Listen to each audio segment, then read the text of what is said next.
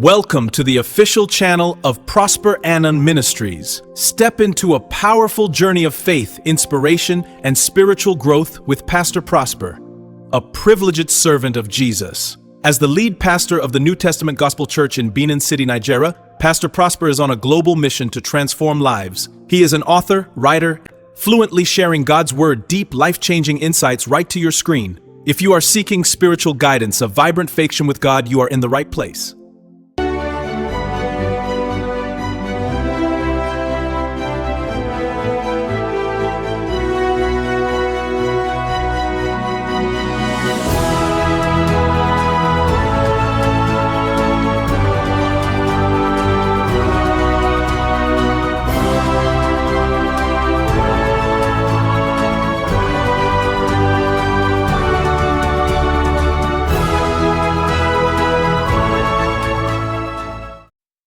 Welcome to the deep dive. It is really great to have you with us today.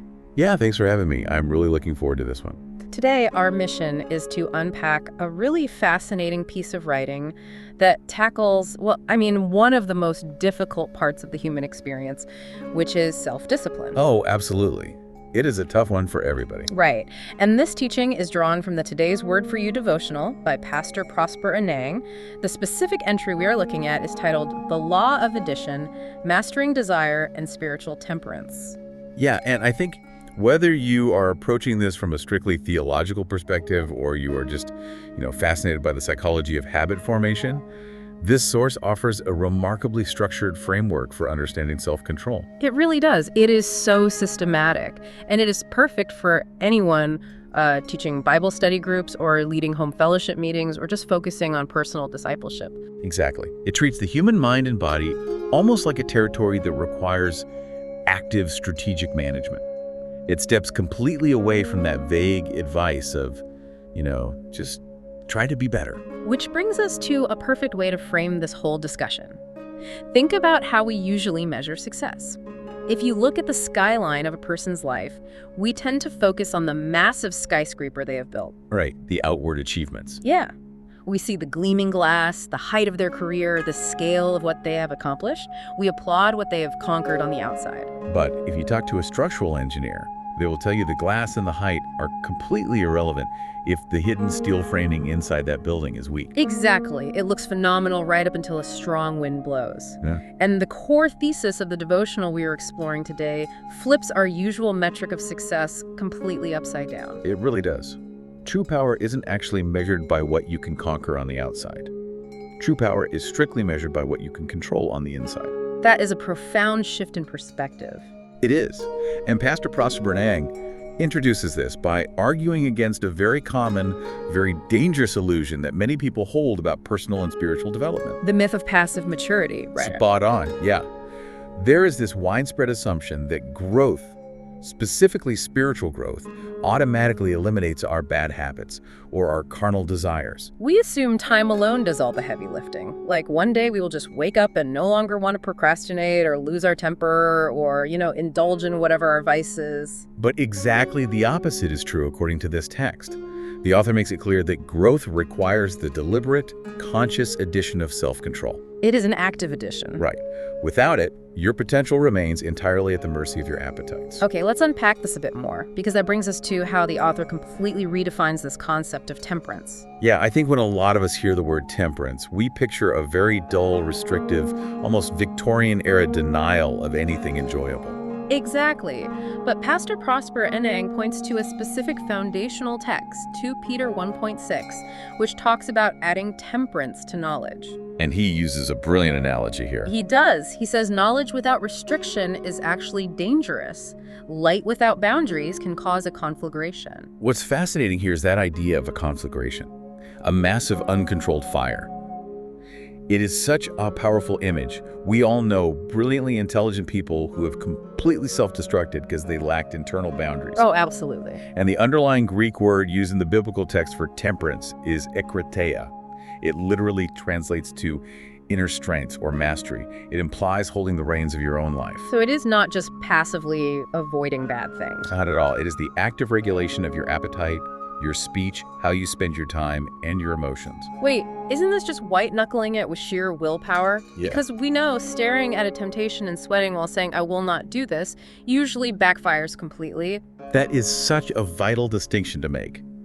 And the author clarifies this, using the Apostle Paul's athlete analogy in 1 Corinthians 9.25. Right, the athlete striving for mastery. Exactly. Think about an Olympic sprinter preparing for a race. Their relationship to discipline is entirely different from someone who is just trying to follow arbitrary rules. The motivation is entirely different. Yeah. An athlete doesn't avoid junk food just because it is illegal or bad. They avoid it because it hinders their performance. Temperance isn't about avoiding sin. It is about eliminating weights that hold you back. That shifts the entire paradigm. It moves the mindset from, I am depriving myself to, I'm optimizing myself. Precisely. You are getting rid of the friction that slows you down. Here's where it gets really interesting, though. We understand that temperance is a structural anchor, but what exactly happens when that anchor is missing? The text doesn't pull any punches here. It introduces what we need to look at as the foundational scriptural law for this entire concept. And that is drawn from Proverbs 25.28, right? Yes. The verse states, "A person who has no rule over their own spirit is like a city that is broken down and without walls." The author calls this the law of internal governance. Let's visualize that ancient context for a moment. A city without a wall wasn't just lacking a nice aesthetic perimeter. It meant total catastrophic vulnerability. Without walls, you have no border control. Anything can walk in. Wild animals, thieves, enemy armies. Exactly. And when you fail to govern your desires, you dismantle your own perimeter, leaving yourself open to a total systemic collapse. And the author uses historical case studies to prove this point, which is brilliant for teaching sessions. He brings up King Saul. Oh, Saul is the perfect example of the massive skyscraper with no internal steel frame. Right. Saul had the mandate and the position, but he lacked control over his own internal insecurities and impatience. He couldn't wait for the prophet Samuel to arrive. His internal anxiety took over, and that lack of temperance literally cost him his legacy. He could conquer external enemies, but he couldn't conquer his own anxiety. But then you contrast that with Joseph. Yes, Joseph faced ultimate temptation, but exercised internal governance. He understood his body wasn't an instrument for temporary pleasure, but a vessel for his destiny. Which brings us to a quote we really need to highlight. I want to read Pastor Prosper Anang's PP quote for today's devotional exactly as written because it is so central to this teaching. Go for it. It is incredibly powerful.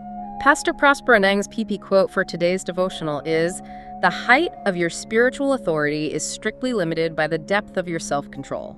He who cannot govern his own spirit can never govern territorial dimensions in the kingdom." Wow, that is sobering. It really is. It lets you know that you cannot manage large-scale responsibilities if you collapse under the weight of your own impulses on a random Tuesday. Knowledge might give you access to a position, but temperance is what gives you the staying power to keep it. So, what does this all mean in practice? We have seen the catastrophic danger of lacking internal boundaries. How do we actually build these walls? The author outlines 3 kingdom protocols for self-mastery. Okay, let's break those down. What is the first one? Number 1 is enforce the law of mortification. Mortification, that is a heavy word. It sounds severe, but it just means to consciously starve carnal cravings. The rule is simple. What you starve will eventually die. What you feed will continue to rule you. Which lines up perfectly with neurobiology. If you feed a habit, you strengthen the neural pathway. If you starve it, the craving literally dies down. Exactly. But starving a habit is exhausting if the temptation is sitting right in front of you. Which brings us to the second protocol, establish guardrails. Do not test your willpower against temptation. Right. If you have a vulnerability, create a boundary. Temperance means being smart enough to flee before you even need to fight. It sounds like setting up a defensive perimeter before the battle even begins. Spot on. And the third protocol is submit to final authority. Meaning, filter your emotions and impulses through a higher text, like the scriptures. So you don't just react on autopilot, you cross-reference your internal feeling with your ultimate authority. Yes, and there is a crucial detail from the text here. The author says the physical body doesn't get born again. Wait, really? Let's stay on that for a second. Yeah, your spirit might change, But your physical body retains its old memories and appetites. The body remembers the comfort of the addiction. Exactly. So the responsibility of subduing the body isn't on a higher power, it belongs entirely to you. You cannot outsource your self-discipline. Right. Which is why the author includes these Speak Life declarations, focusing heavily on claiming a sound, well-disciplined mind based on 2 Timothy 1.7. So let's talk about those. There are 3 Speak Life declarations provided for daily application, right? Yes. Speak Life Declaration 1, 2, and 3. And they are meant to be read slowly and confidently. They are active enforcement of the new laws you are setting in your mind, rejecting mental chaos and impulsive reactions. It is about bringing the physical body into total subjection. And for anyone leading a class or a group, this leads perfectly into the small group discussion segment. Oh, absolutely. What kind of reflection questions should leaders be asking their groups? You want to encourage honest reflection. So you could ask, what challenged you most from today's lesson? Or, how can this truth be applied this week? Those are great.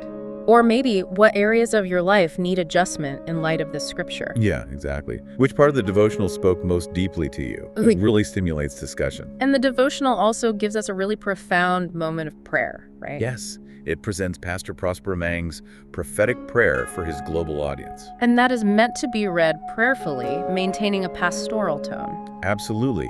It is a personalized spiritual warfare declaration that includes that foundational scriptural law we talked about. It allows listeners to agree with the prayer by faith. It sounds incredibly spiritually uplifting. You are essentially praying those internal walls into place.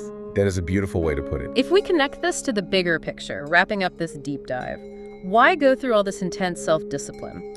Well, the author's final thought is that this call to temperance isn't meant to be legalism or bondage. Which is how it is usually marketed to us, right?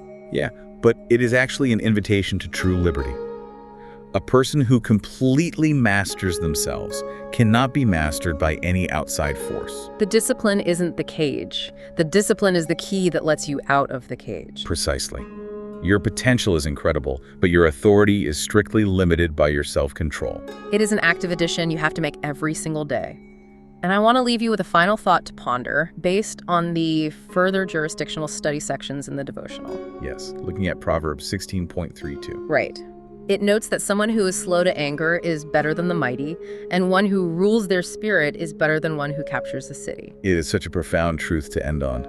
We spend so much of our lives trying to conquer external things, our careers, our finances, our status. We just want to capture the city. Exactly. But if the city of your own mind has no walls, does any of that external conquest actually belong to you? Probably not. It is just waiting for a strong wind to blow it all away. Keep building those walls. Thank you for joining us today. This teaching has been drawn from today's Word for You devotional by Pastor Prosper Anang. See you next time on The Deep Dive.